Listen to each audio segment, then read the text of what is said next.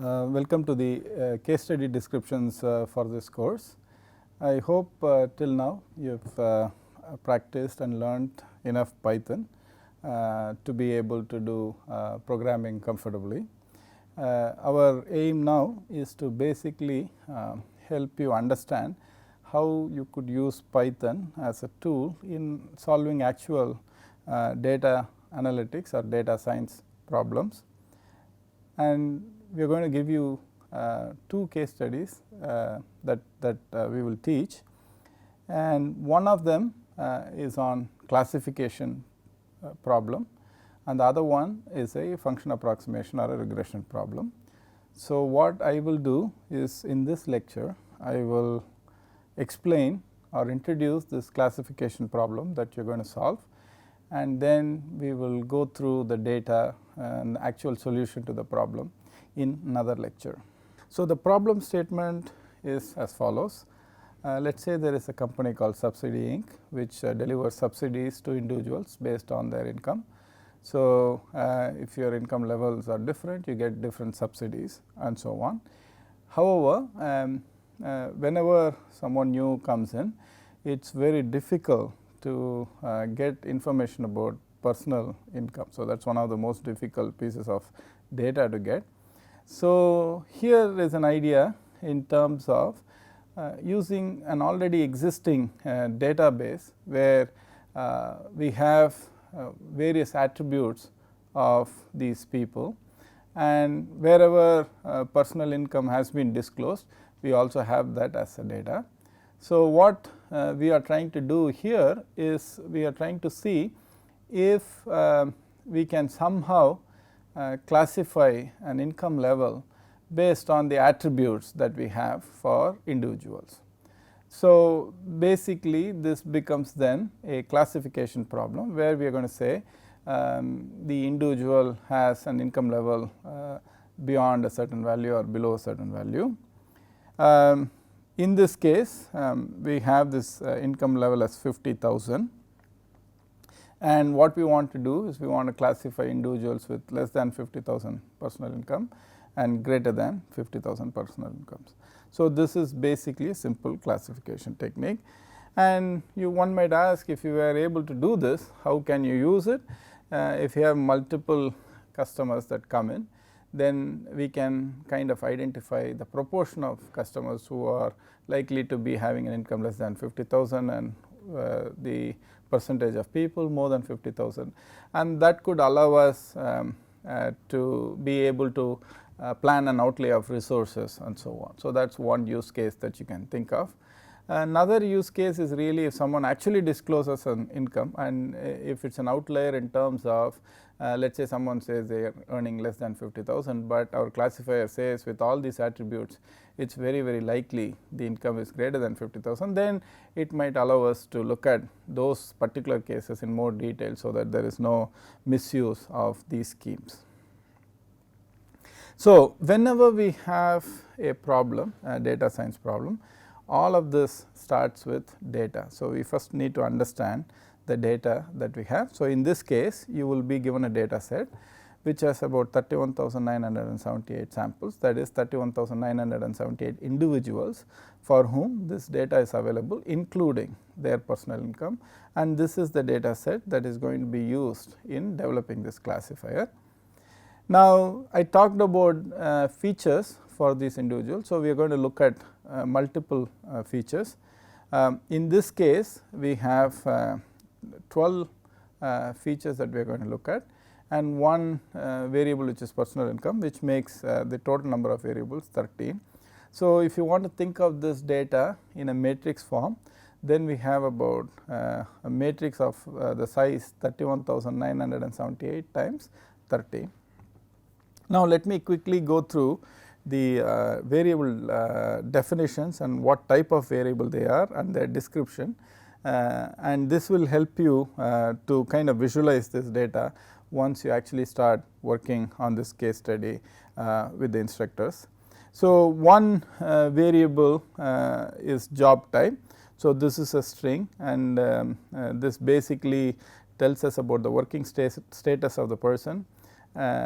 Is he in and which sector he or she works in.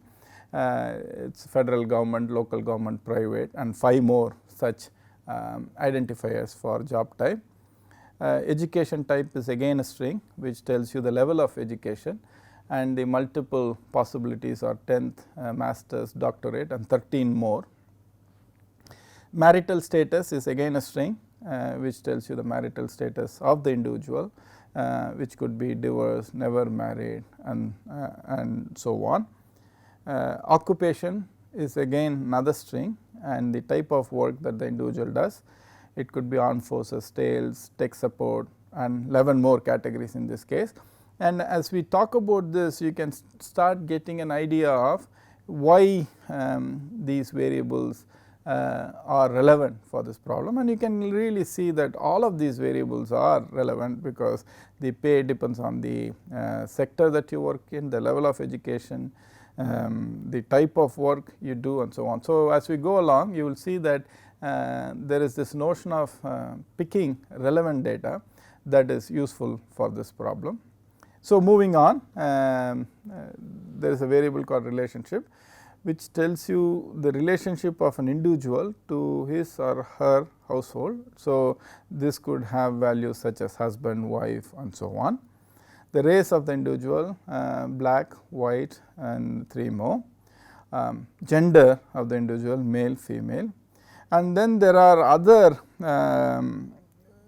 features that talk to the real financial aspects of the individual. So, there is one variable called capital gain, which is the capital gains of the individual, which is a rounded off integer in this case. Capital loss, another integer, again a rounded off integer, which basically, as the name suggests, is the capital loss. And the hours per week that the individual works, again it is rounded off, and the type is integer. And also there is a variable which says which native country that this person comes from, which could be United States, Cambodia, Canada, and so on. And then finally, the output variable, which is what we are trying to build a classifier for, which is salary status, which is outcome variable, which is basically in this case just split into 2 categories, less than or equal to 50,000 and greater than 50,000. Those are just the 2 categories.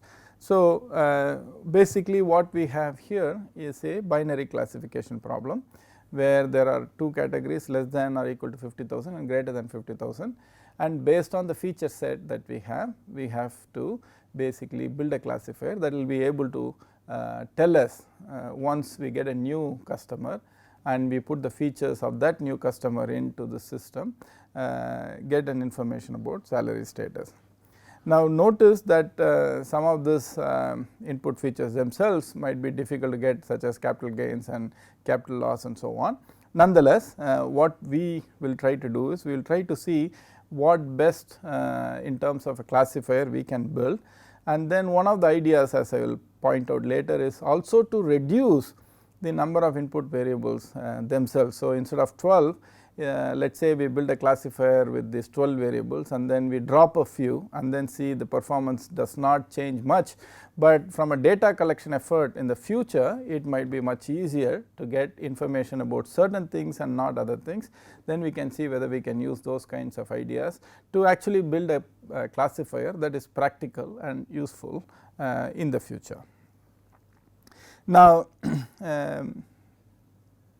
whenever you do a data science problem, you basically have to think about it in some flow process. This flow process I have explained in the other courses that I have taught, but just quickly as an overview in this course on Python for data science, I just want to go through this so that we can see how we kind of map the solution that we build in this case to this flow chart. The very first thing is to basically say what the precise statement of the problem is, right. So, now in this case we have already done this, but if someone just came and gave you this data and then says we are collecting a lot of data and this is the data that we have, is there something worthwhile or useful we can do with this data? Then one problem statement might be to say, look, can I figure out the salary status of the person based on just the features in terms of that individual several attributes, and that is a precise problem statement that you can pose here. Of course, with this data itself you can pose other problem statements, but here we are going to stick to this. And typically when it is a very large data science case study, clearly this is not, this is in terms of data still 30,000 odd data is not small by any means, but it is still not large by any means either. More importantly, this is a very simple binary classification problem. In many cases when you are presented with a problem, it is really not obvious exactly what data science problem you need to solve. So, in those cases you have to think about some notion of problem conceptualization, breaking down a very loosely worded problem statement into multiple smaller problem statements, and then identifying these smaller problem statements as what type of problems they are, either classification or function approximation problems. And then once you are able to solve these smaller problems, how do you put them in some logical arrangement of solution, so that you can solve the larger loosely framed problem. So, that is actually where the intellectual exercise of data science comes in. But in this case, in this first course, this is a simple problem. You directly understand that this problem can be conceptualized as a binary classification problem. So, there is nothing much more to do here in this case.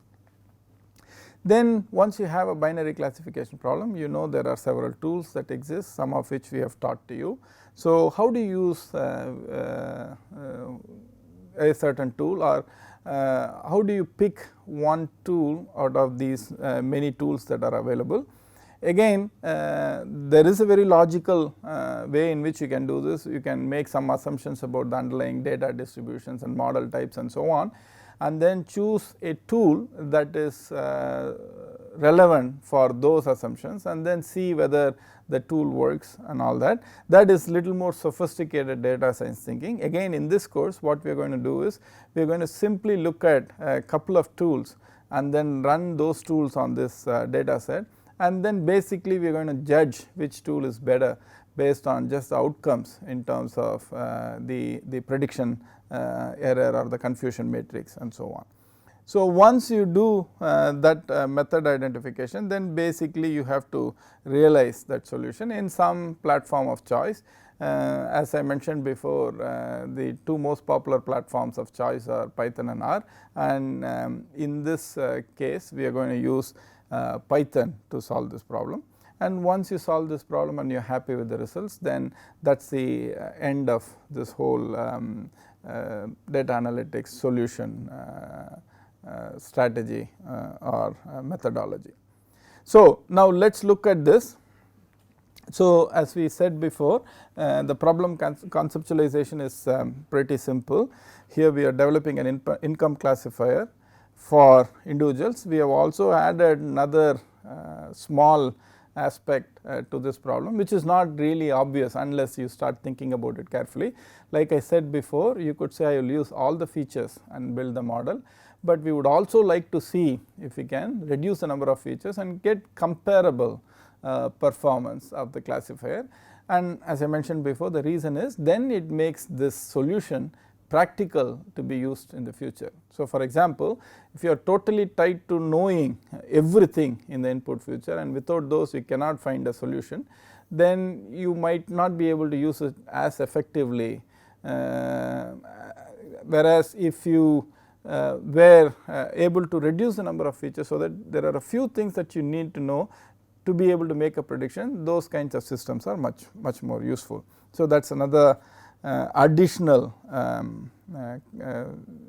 wrinkle I would say that we have introduced into this problem. So, again we had the data set of 13 columns. One of them is an outcome variable, the other 12 are independent or input variables from our viewpoint, and of those 13, 4 are numerical and 9 are categorical. And this is a classification problem. In fact, this is a binary classification problem, and this is also a supervised classification problem, because in the data set that we are going to use to build the classification model, for every data sample we know the outcome variable value. So, basically we are going to supervise our learning algorithm, so that it learns the given characteristics of the data. So, a priori known all the dependent variable which is categorical binary, we have already talked about it, and also the independent variables which are basically a combination of numerical and categorical variables. So, if you think about putting all of this into a flow chart based on the extra wrinkle that we threw into the problem in trying to reduce the number of input variables that we need to solve the problem. So, we start with data, then we build a classification model, supervised classification model, and then once we build the model, we validate the model on test data. So, this is another important idea in all of data science and data analytics. If you used all the data that is given to you and build a model, then the model is very likely to do well, because it has seen all the data. So, basically all of data science or data analytics is useful only when we can use that really in predictions, as we see more samples or more data that comes in. So, we want to have some notion of how well our algorithm is likely to do when I get new data. So, to identify that, what we do is we basically split the data into what we call as train and test data, and when we build a model, we basically build a model using the train data, and then we test this model based on the test data we have left out within the data that we had. Now, if our model does quite well on the test data, which is not seen before, then we can be comfortable that this model is likely to work in the future also. So, that is what we have here as validated model on test data. And once we have this validated model where we are happy with the performance on the test data, then we can do something called a variable importance step, which is, if I have these 12 variables that I am using to predict the salary status, is there some way in which I can look at these variables and order them in terms of importance. So, what do we mean by importance? So, if I were to ask you, pick one variable which is the most important for predicting this, what would that variable be, right? Then if I ask you, pick two variables which are important for predicting the salary level as less than 50,000 or 50,000, what would those two variables be from these 12 variables, input variables.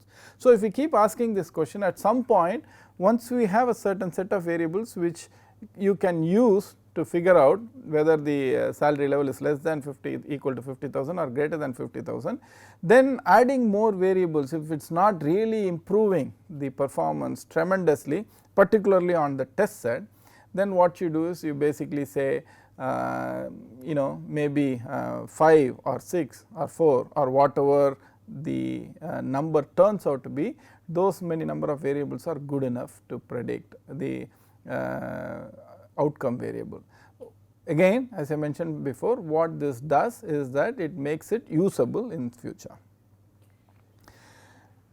So, this is what we will do in terms of the steps, and you will see Python code and Python exercises which does each one of these steps, and you will be taught this based on the other things that you have been taught in Python. The first step is to identify if data is clean.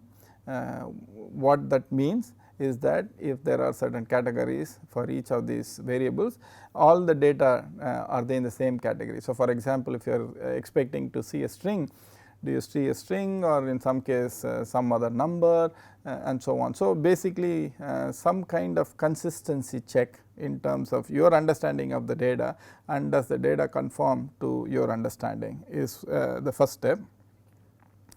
And when you do this test of whether data is clean or not, there might be cases where there are certain data points that are missing. So, for example, if there are 12 features that we are talking about, not all individuals might have disclosed all their 12 features. So, there might be rows where certain columns might be missing. So, for example, some people might not have disclosed capital gain or capital loss and so on. So, those are rows with missing values. Those are samples that are not complete in themselves. So, how do you handle this? How do you look for missing values? There are two things you can do. One is to remove all the samples which have incomplete data. The upside is you are not going to introduce any artificiality into this problem, but the downside is you will lose a lot of data points. And it is important because when we have 12 features, let us say there is only one feature that is missing. If you throw the data, you are also throwing the 11 other feature information with that sample. So, you lose some information through this loss of data. The other approach is to say somehow I am going to fill that missing value, and there are multiple ways of filling missing values. Then the upside is we retain the whole data set, but the downside is we introduce some artificiality, and which we do not know whether it is right or wrong, because whatever procedure that you come up with to fill your missing data, it is based on some assumptions you make, and if those assumptions are not truly satisfied or they are violated, you might be imputing or putting in values which might not be close to the true value. So, that is the downside. So, we have to think about how we do this, and basically depending on what percentage of data is missing and so on, we make some judgments. And basically then we will start looking at some descriptive statistics to think about how to identify variables which impact salary status tremendously, and are there relationships internally between these input variables and so on. And if there are these relationships between different variables, so for example, if a particular category variable, when it takes a value, another category variable takes some value and they are correlated all the time. Let us say if this is taking some value, I can predict the other categorical variable will take some other value. If you have situation like that, then using both the categorical variables in your classification is not very useful at all, because it is redundant information. In those cases, can we combine these categories so that we do better? Better could mean better in terms of performance or better in terms of future use. And finally, we want to build a model with these reduced number of variables to classify the individual salary status, and basic idea or the use case for this is you can plan subsidy outlay, monitor and prevent misuse. So, as I said before, there are very rational ways of choosing techniques for different problems, but that means that you have to have some information, some knowledge about the underlying data and so on. If you are going to have really not much information, you are just going to try different things. One standard thing that everyone does nowadays is to take a number of these techniques and then apply all of them on the same problem and simply pick the technique that does the best, right. So, that is a very practical and utilitarian viewpoint of data science or data analytics algorithms, and it works in many cases. Of course, the upside is you do not have to really know too much about what the algorithm does even. You just need to know if I have a binary classification problem, there is this laundry list of techniques that I can use. So, if you have understanding at that level, then you can start using it.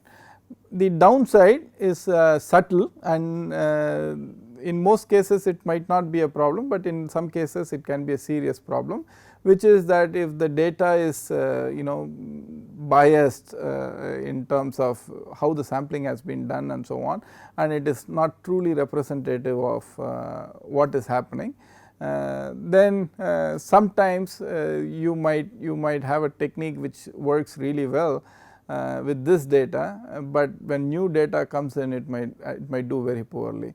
Always it is a good idea to understand the data and then kind of pick a technique, but in this case what we are going to do is we are going to pick all of these techniques and then run them.